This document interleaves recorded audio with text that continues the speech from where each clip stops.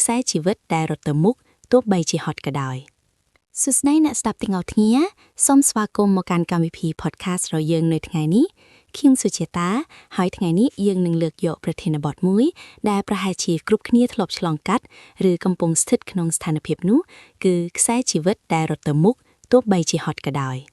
បាទសួស្តីសុជាតានិងសួស្តីបងប្អូនអ្នកស្ដាប់ទាំងអស់គ្នាជីវិតគឺជាការធ្វើដំណើរដ៏វែងឆ្ងាយមួយដែលពេលខ្លះវាដូចជាការរត់ប្រណាំងដែលគ្មានទីបញ្ចប់យើងរត់ដើម្បីសុខដើម្បីគ្រួសារនិងរត់ដើម្បីភាពរឹងមាំនៃអនាគតខ្លួនឯងពិតមែនហើយបងសារឿនតែពេលខ្លះក្នុងពេលដែលយើងកំពុងរត់នោះយើងមានអារម្មណ៍ថាហត់ខ្លាំងណាស់ហត់រហូតដល់ចង់ឈប់ចង់បោះបង់អ្វីៗគ្រប់យ៉ាងចោលតើបងធ្លាប់មានអារម្មណ៍បែបនេះដែរទេធ្លាប់តាសុជាតាគ្មាននរណាម្នាក់ដែលមិនធ្លាប់ហត់នោះទេក្នុងនាមជាមនុស្សយើងមានដែនកំណត់នៃកម្លាំងកាយនិងកម្លាំងចិត្តពេលខ្លះយើងហត់នឹងការងារហត់នឹងសម្ពាធសង្គម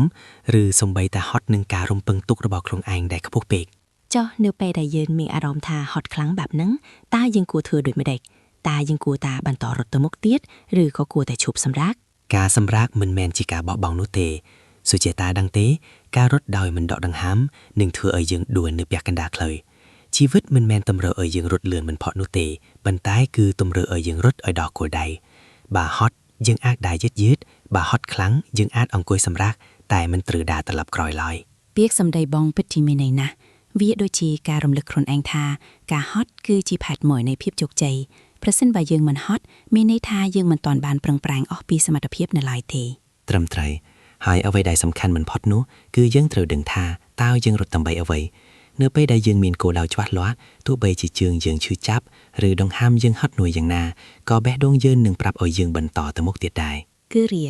បងសារឿនក្នុងនាមជាអ្នកដែលធ្លាប់ឆ្លងកាត់ឧបសគ្គច្រើនតើបងមានគន្លឹះអ្វីខ្លះដើម្បីរក្សាកម្លាំងចិត្តឲ្យនៅតែរឹងមាំទោះក្នុងស្ថានភាពដែលហត់បំផុតក៏ដោយទោះធ្វើឲ្យរឹងរូសទី1គឺត្រូវចេះដល់កម្លាំងចិត្តឲ្យខ្លួនឯងកុំចាំតែពាក្យសរសើរពីអ្នកដទៃទី2គឺត្រូវមើលមកក្រោយវិញបន្តិចដើម្បីដឹងថាយើងមិនដើរមកឆ្ងាយប៉ុណ្ណាហើយការមើលឃើញពីការរីកចម្រើនរបស់ខ្លួនឯងគឺជាឱសថដ៏ស័ក្តិសិទ្ធិបំផុតពិតមែនហើយពេលខ្លះយើងរវល់តែមើលទៅមុខរហូតភ្លេចសរសើរខ្លួនឯងដែលបានតស៊ូមកដល់ចំណុចនេះខ្ញុំគិតថាការដឹងគុណចំពោះខ្លួនឯងក៏ជាធម៌ពលមួយដែរពិតណាស់ជីវិតដែលរត់ទៅមុខទាំងហត់នឿយគឺជាជីវិតដែលមានតម្លៃវាបង្ហាញពីភាពអត់ធ្មត់និងក្តីសង្ឃឹម